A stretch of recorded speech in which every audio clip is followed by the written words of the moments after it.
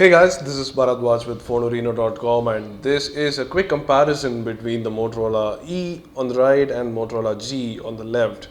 So since Motorola has released both these devices in the Indian market, both are budget devices but occupying different price ranges.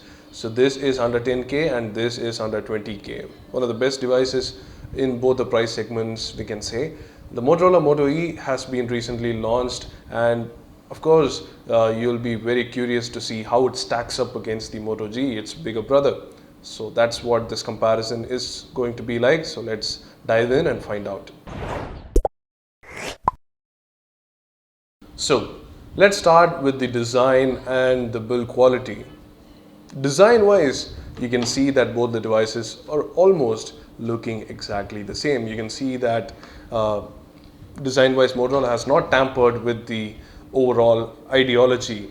It is practically very similar and just a little smaller when compared to the G because of the obvious reduction in screen size and other aspects. But you can see that the Motorola logo and its depression is present. Even the camera ring looks very similar, but the speaker has been turned to the front. So the speaker is pretty loud and is over at the front. And let's start with the differences in the bezel here. The Moto G has a thinner bezel, but the Moto E has a slightly bigger bezel, and it's slightly more curvier over here on the Moto E. But with regards to the key placements and the curvature and the color choice and everything, you can see that it is practically similar. Even the microphones are placed very similarly with respect to position, and of course you can see the keys are similar. In fact, I think they have used exactly the same keys and the materials for both the phones. But you can also notice that the Motorola Moto G is a bit thinner. So this phone occupies less volume because of its bigger size, unlike the Motorola Moto E. But almost both have the same weight, 142 grams for the Motorola Moto E and 143 grams for the Moto G.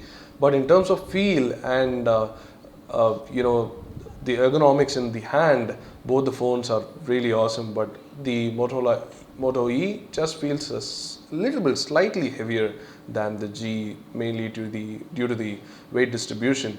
So that's the design, build quality and ergonomics differences between the two devices. But let's start with the other things.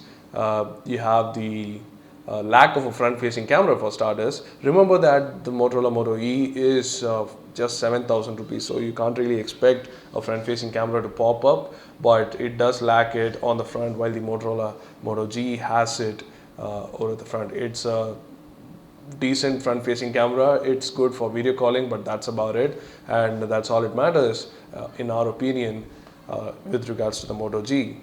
And the display is another big difference. You can see the difference right here.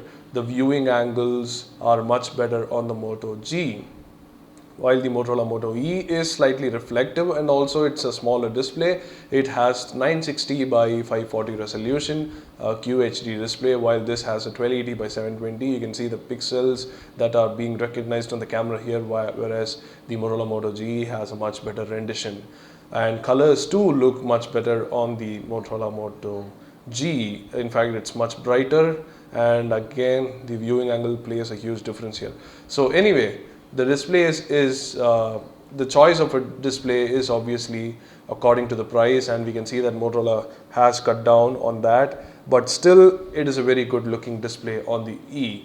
Now moving on to other differences, internals, we can say that this has a 1.2 gigahertz quad-core Snapdragon 400 processor, which is really good. But performance-wise, you can see that both the phones are almost same. This has 1.2 gigahertz Snapdragon 200. That's a dual core processor, and this has Adreno 305, while this has Adreno 302. So there will be a deficit in performance overall. Both have 1 gig of RAM, and of course both have 5 MP rear cameras. But the difference here is that the Moto G has a much better lens and it has autofocus, while the Moto E has an inferior lens and does not have autofocus. The photos definitely look much better on the Motorola Moto G, and yeah, that's the one of the main differences here. And moving into storage, the phone over here on the left, there is Moto G has a storage of 8 or 16 gigabyte variants. We have the 8 gigabyte variant, and the Moto E comes with 4 gigabytes with free space of about 2 gigabytes.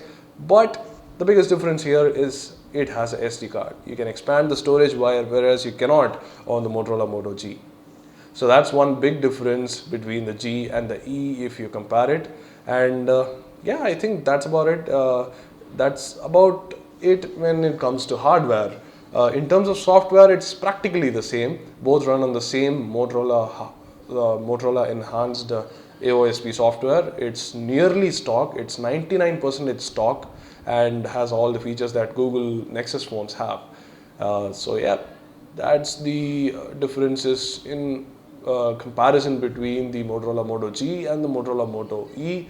We'll be letting you know a lot more in the coming days with regards to both these phones. You'll be seeing benchmarks with Motorola Moto E stacked up with the other devices in its price range and the Moto G, of course.